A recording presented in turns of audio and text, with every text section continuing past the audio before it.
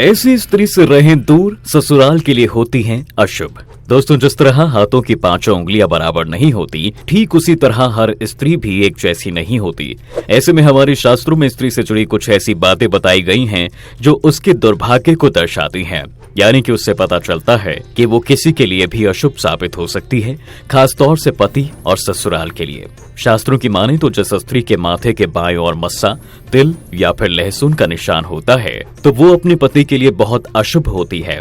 और तो और विवाह के बाद उनके दाम्पत्य जीवन में ना तो खुशी रहती है और ना ही प्यार। इतना ही नहीं, उनकी हरकतों से आए दिन पति का मन खराब और दुखी बना रहता है, जिसकी वजह से घर के बाकी सदस्यों की चिंता भी बढ़ जाती है। वहीं जो स्त्री चलते समय पैरों से धूल उड़ाते हुए चलती है तो इसका मतलब होता है कि उसके परिवार को कोई न कोई नुकसान अवश्य होगा और उसका कारण वो स्त्री ही होगी। कहते हैं ऐसी महिला अपने परिवार के विनाश का कारण भी बन सकती है। सामुद्रिक शास्त्र के अनुसार जिस नारी के हाथ की अनामिक उंगली यानी कि रिंग फिंगर बनावट में कुछ छोटी होती है तो वो स्त्री झगड़ालू स्वभाव की होती है। छोटी छोटी बातों में बहस करना, बेवजह के मुद्दों में उलझना इनकी खास विशेषता होती है। यानी कि ये कहना गलत नहीं होगा, ये गंदी आदत ही इनकी पहचान होती है। लोग इनके इसी गंदे स्वभाव के कारण इनसे दूरी बना लेने में ही अपनी भलाई समझते हैं। धर्मशास्त्र की मानो तो जिस स्त्री के पैर की सबसे छोटी उंगली जमीन पर नहीं छूती, वो महिला अपने पति को धोखा देने में बिल्कुल भी नहीं कतराती। इतना ही नहीं, कहा जाता है कि ऐसी स्त्री के कई पति होते हैं। इसके साथ ही जिन महिलाओं के पैर का पिछला हिस्सा मोटा और उठावदार होता है और उस हिस्से की नसें उभरी हुई नजर आती हैं, तो ऐसी महिलाएं घर के लिए बिल्कुल भी शुभ नहीं होती। घर में इनके होने से कोई न कोई समस्या बनी रहती है, न सिर्फ इनके जीवन में बल्कि परिजनों के जीवन में भी।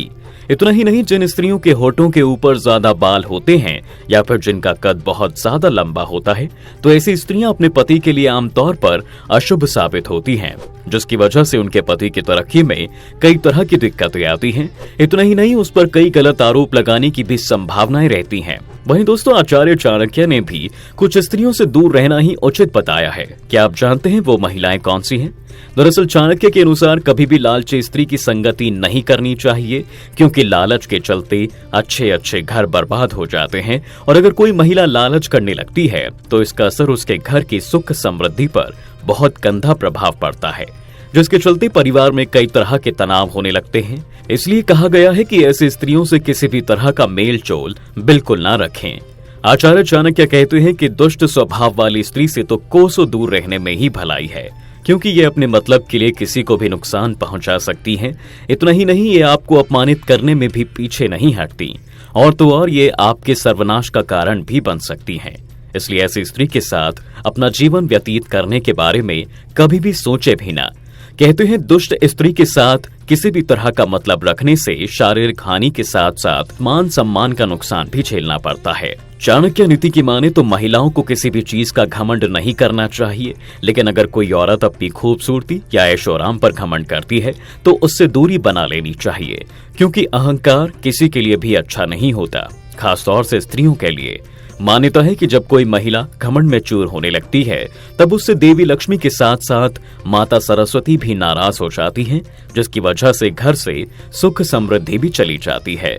आचार्य चाणक्य के अनुसार दोस्तों, जिस स्त्री में संस्कार नहीं होते वो अपने ससुराल तो क्या मायके के अपमान की भी वजह बनती है। ये सुंदर तो बहुत होती हैं, लेकिन उनका मन और कर्म बहुत काले होते हैं। इसे चाणक्य कहते हैं कि स्त्री के रूप से ज्यादा उसके गुण पर ध्यान देना चाहिए, क्योंकि अगर गुणवान स्त्री घर पर आएगी तो वो साधारण से घर को भी स्वर्ग बना देगी, लेकिन अगर स्त्री के गुण अच्छे नहीं हैं तो वो आपको दिन में तारे भी दिखा देगी और आपके अच्छे खासे घर को नर्क बना देगी।